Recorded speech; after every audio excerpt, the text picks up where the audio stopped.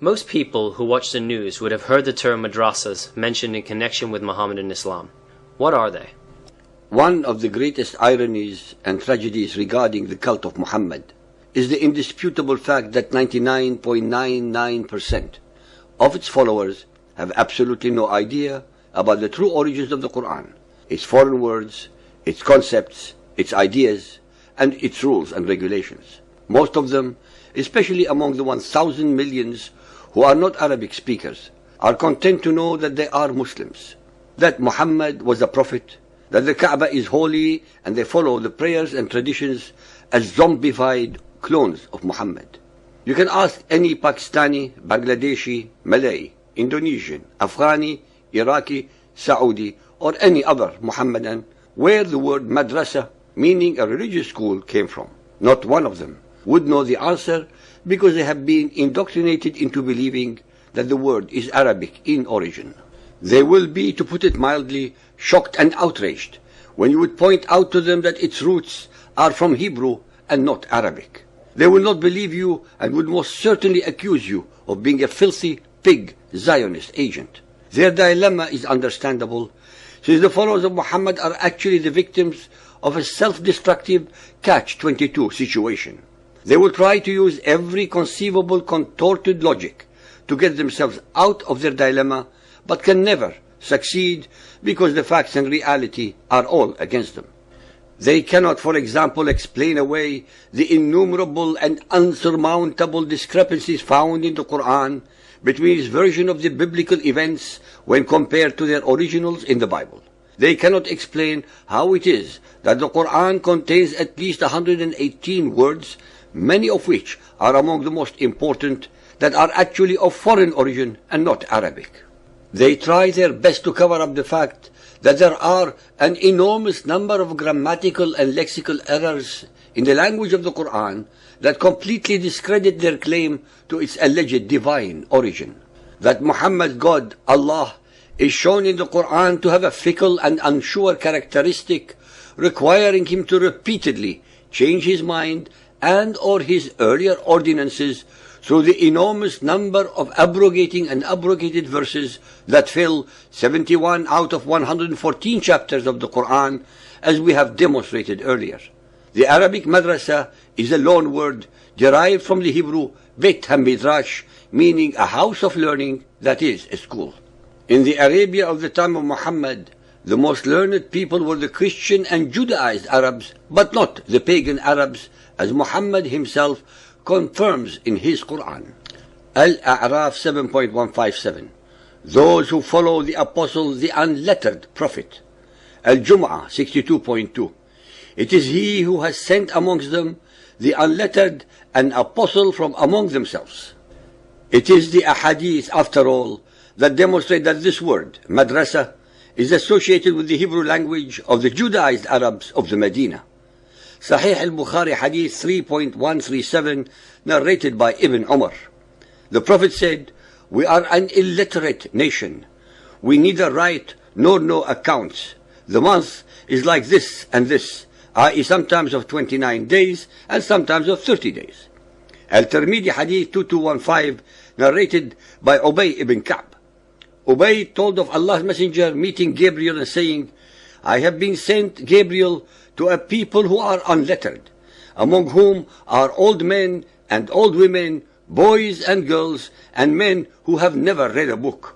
He replied, "The Quran, Muhammad, has been sent down in 7 modes." Al-Bukhari Hadith 9.447, narrated by Abu Huraira. While we were in the mosque, Allah's Apostle came out and said, "Let us proceed to the Jews." So we went out with him till we came to Beit al-Midras. The Prophet stood up there and called them, saying, "O assembly of Jews, surrender to Allah, embrace Islam, and you will be safe." And added, "Know that the earth is for Allah, and I want to exile you from this land. So whoever among you has a property, he should sell it. Otherwise, know that the land is for Allah and His Apostle." Listeners, please note that the expression used by Muhammad, Beit al-Madras, is the Hebrew for Beit HaMidrash, meaning the house of learning, which did not exist among the pagans of Arabia, such as Muhammad and his Quraysh tribe. Please also note that it was Muhammad who was aggressing upon the Judaized Arabs without any provocation from their side. Madrasas did not exist in the early period of Muhammadan Islam. Their formation can be traced to the early Muhammadan custom of meeting in mosques to discuss religious issues. At this early stage, people seeking religious knowledge tended to gather around certain more knowledgeable ones.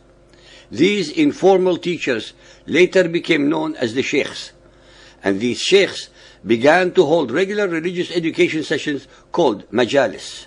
In 859, Jami'at al-Qarawiyyin, located at Al-Qarawiyyin Mosque, was established in the city of Fez, Morocco, which is considered the oldest madrasa in the Muhammadan world.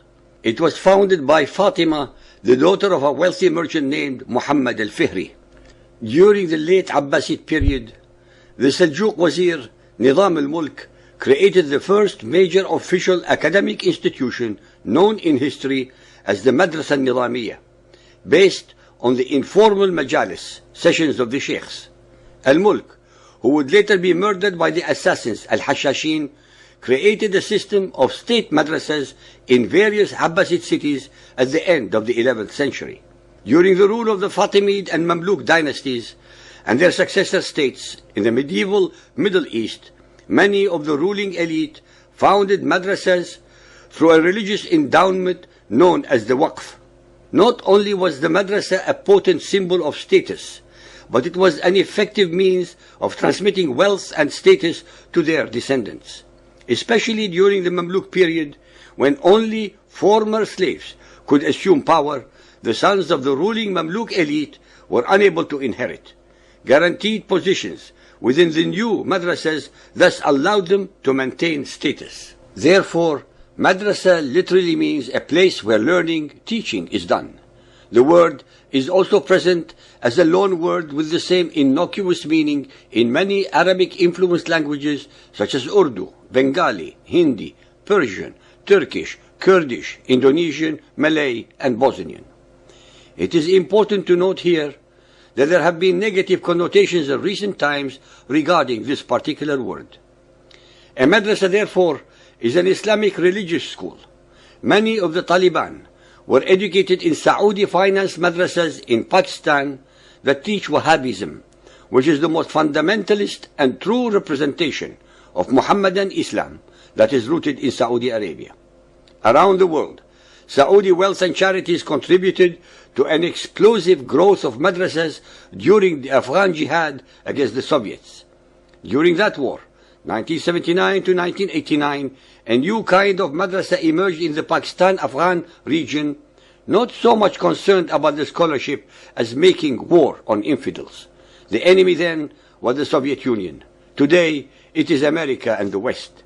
All of these groups are connected by a network of seminaries, or as the term is called in the local vernacular, madrasa. The main source of funding for these groups is Saudi Arabia. In fact, this whole phenomenon that we are confronting, which Al-Qaeda is a part of, is very closely associated with Saudi Arabia's financial and religious projects for the Muhammadan Muslim world as a whole. In order to have terrorists, in order to have supporters for terrorists, in order to have people who are willing to interpret religion in violent ways, in order to have people who are willing to legitimize crashing themselves into building and killing 3,000 or more innocent people, one needs particular interpretations of the Quran. Those interpretations of the Quran are being propagated out of schools that receive organizational and financial funding from Saudi Arabia, without which they cannot possibly exist. They would not have proliferated across Pakistan, India, and Afghanistan without Saudi funding. They would not have had the kind of prowess that they have without Saudi funding, and they would not have trained as many people without Saudi funding. So we have a whole series of what can be called Muhammadan Muslim military academies, military camps, terrorist camps along the border that mix the deadly and poisonous dosage of Muhammadan Islam with a lot of military training. At the same time, they also train a new generation of mosque leaders and clerics who go forth and open their own madrasas or go populate mosques from Africa to Europe and from Asia to the Americas and Australia. That is exactly how the virulent virus of the Quran is propagated in a pandemic fashion in all countries of the world, whilst most of humanity is unaware that it is being infected with a deadly disease. While many of our ignorant, politically correct, or most probably spineless academics, religious leaders, the media, and our politicians tell us how peaceful and all-encompassing Muhammadan Islam actually is.